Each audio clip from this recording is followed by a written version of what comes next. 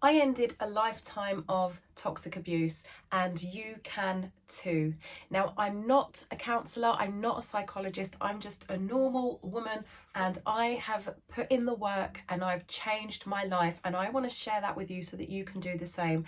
Now, if you're a woman aged in your 40s, or your 50s, this is for you. So if you've spent your life putting everyone else first and you're sick of doing that and you're ready to take control and start putting yourself first and start living the life that you deserve, then this channel is for you. This is the first of many videos that I'm going to put out. I hope that you become a friend, I hope that you subscribe, and I hope that I can help you in the ways that I've helped myself. Now, if you fall outside of the bracket of being in your 40s or 50s, that's fine too. You're also welcome. I'm 49, so I've lived a very, very exciting life, very enjoyable life as a singer. I have my own business as a voice coach. I've been a music lecturer. I've been a business lecturer.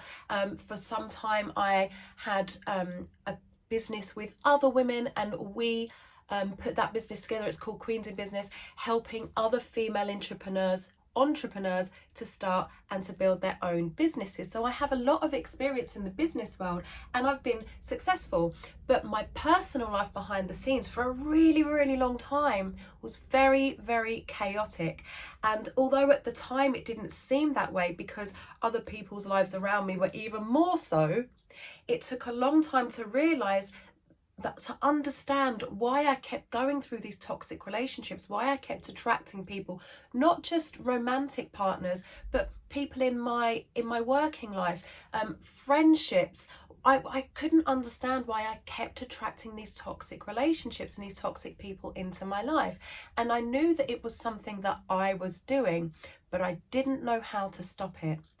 And once I understood how I could start to change my life and how I could start to set boundaries and start to share that then with other people who were in similar situations, I realized that actually anyone who has the right support, has the right network around them, and has the frame of mind to be able to continue when things get tough. Because whether things are chaotic, whether you're in toxic relationships or not, even if you have quite a calm life, changing your life and upgrading and becoming the woman that you deserve to be, that you are meant to be, that you came here to be, is still very challenging, and I want to help you through that. Now, something that I used to do was to set loads of goals. I set 5-year goals. So in 2012, I believe it was, in 2012, I had just finished my teaching qualification as a music lecturer in college in London. I had already completed my degree, of course, and I had a year between where I couldn't get a placement to train as a music lecturer. But in 2012, I just finished and I set a 5-year goal. And in 2017, I discovered life coaching. Now, it's not for everyone, but it definitely was something that I was interested in and something that I knew could help me, because I just needed some guidance. I'd been through counselling, I'd been through therapy, that stuff didn't work. I needed something that was practical and that would actually get me from A to B, and sitting around talking about my feelings endlessly wasn't helping me. And in 2017, I sat in a big coaching seminar. I don't do seminars anymore, I've done that. And some of you may be in that life, some of you may be doing seminars or thinking about going to seminars, and it is a great thing to do. It's not for me anymore. But I sat in the first ever seminar, personal development seminar, and there was something going on about what do you want in life. And I've realised that out of the 5 goals that I'd written down in 2012, I'd achieved 4 of them. The 5th one, the one I hadn't achieved, was to get my driving license. I still don't have my driving license. It's 2025 at the time of making this video. I have done 3 sets of driving lessons. I still can't drive. I haven't passed my theory test, so I'm not driving yet. Anyway, my point being, I realised at that point that because I had set my mind to achieving these goals, that I could do anything. Now, this was bearing in mind that I had already spent a childhood as a dancer, doing lots of dance competitions, talent competitions, traveling around the country and performing, and traveling around London and performing and being involved in all of these competitions and winning them, or being a close runner-up. And so I knew that there were things that I could do, but I didn't know what I really could achieve. So I started on this journey, and to stop talking about myself now, I want to share one thing that you could start doing today that could help you to start upgrading your life and to live the life that you deserve and to create true happiness.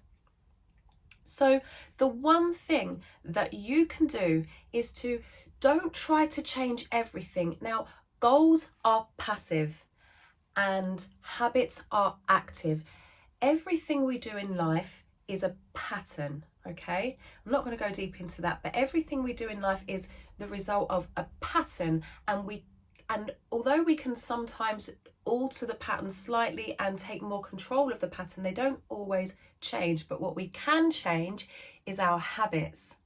And getting up in the morning and scrolling on the phone, that's a habit that I still have, that I'm in the process of working on and am getting better at, which is probably why it came to my mind first.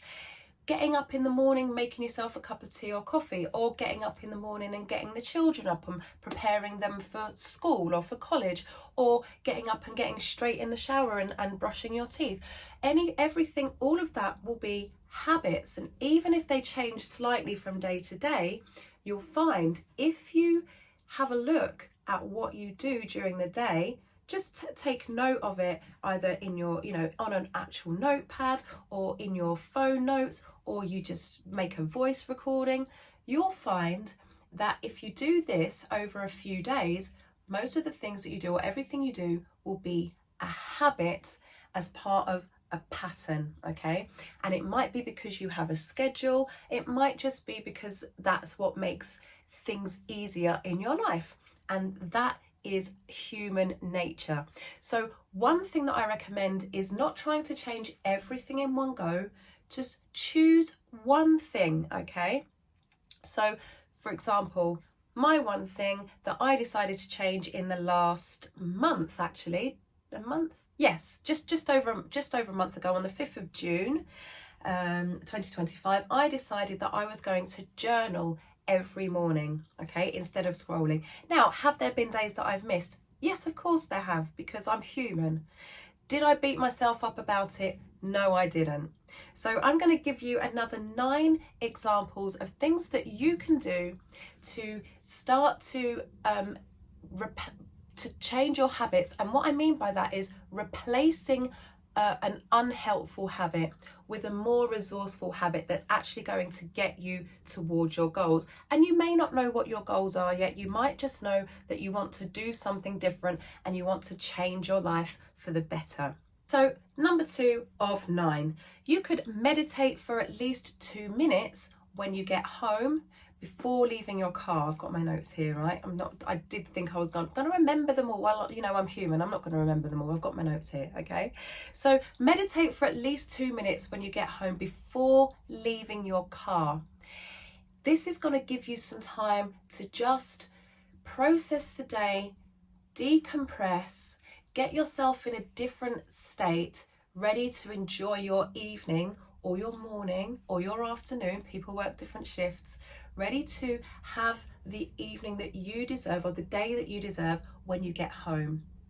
If you don't drive, then maybe go straight to the quietest room in your house or your apartment or your studio, wherever you live, and meditate for 2 minutes before tending to everyone else. Because as soon as you come through the door, if you have a family, people are going to need your time and attention. And of course you want to give it to them because you love them. And they deserve your time and attention too, but so do you. And if you're not prepared, if you can't feed yourself first, you can't feed others. All right? So it's like that's a metaphor, of course, okay? But it's like being on the aeroplane. You put your own mask on first, then you can help other people. So take 2 minutes, and if you live alone, enjoy this time by yourself just to decompress, shake off the day or the night, or shake off your working day, okay, or your if you're studying, your college or university day, or your evening, whatever your shift pattern is. Shake that off, get some time to yourself, time to breathe, and time to get ready for the next stage in your day. Okay, and if you do that for 2 minutes before attending to any chores, before even making yourself a cup of coffee, all right, because it's pattern breaking, all right? So the point is it's pattern breaking. Maybe make yourself a cup of tea or coffee first, or, you know, whatever your chosen beverage is, and take that with you into your quiet place. Meditate for at least 2 minutes, and then you can be ready to do the next part of your day. And if you do have a family or you live with friends, then they'll get used to you taking this time, and it might annoy them at first. They might feel that you're being unfair. If they do, that's their issue.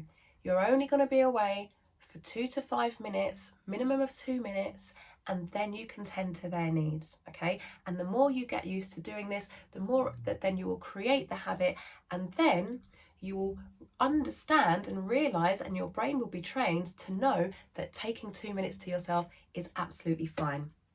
Okay, the next one is to eat one clean meal every day. Don't do all of these. These are only examples.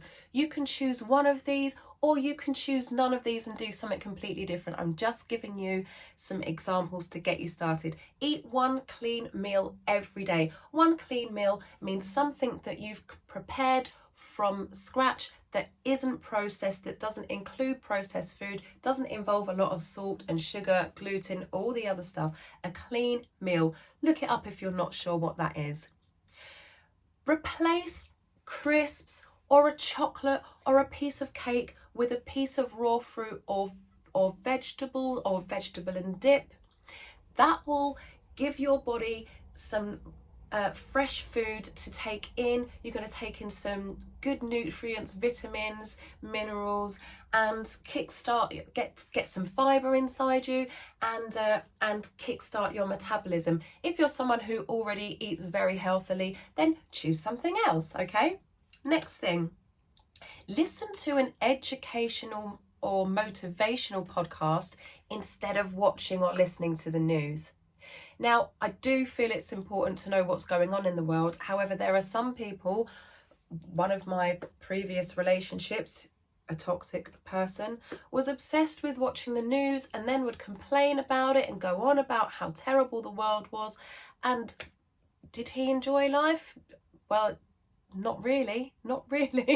And if you're filling your brain and filling your mind with all of these heavy emotions of the horrible things that are going on in the world, then it can be difficult to switch off. So if you're someone who likes to keep up with the news, maybe watch it or listen to it once a day, and then replace the other news times with something educational or motivational. It doesn't have to be something deep. You don't have to listen for a whole hour. It could be 5 or 10 minutes of something just to uplift you, just to remind you that you can change your outlook on life, or just to remind you that there are good things in the world as well. If you don't want to do that, maybe just look at some kitten videos. I don't know, whatever floats your boat. That's just an idea. Okay, the next idea, you could send a message to a friend that you haven't contacted this year. If it's the 1st of January, then when you're watching this, then that's a perfect time to start. Contacting someone that you are fond of, that you admire, that you love, is a great way of reminding yourself of connections that you may have forgotten about.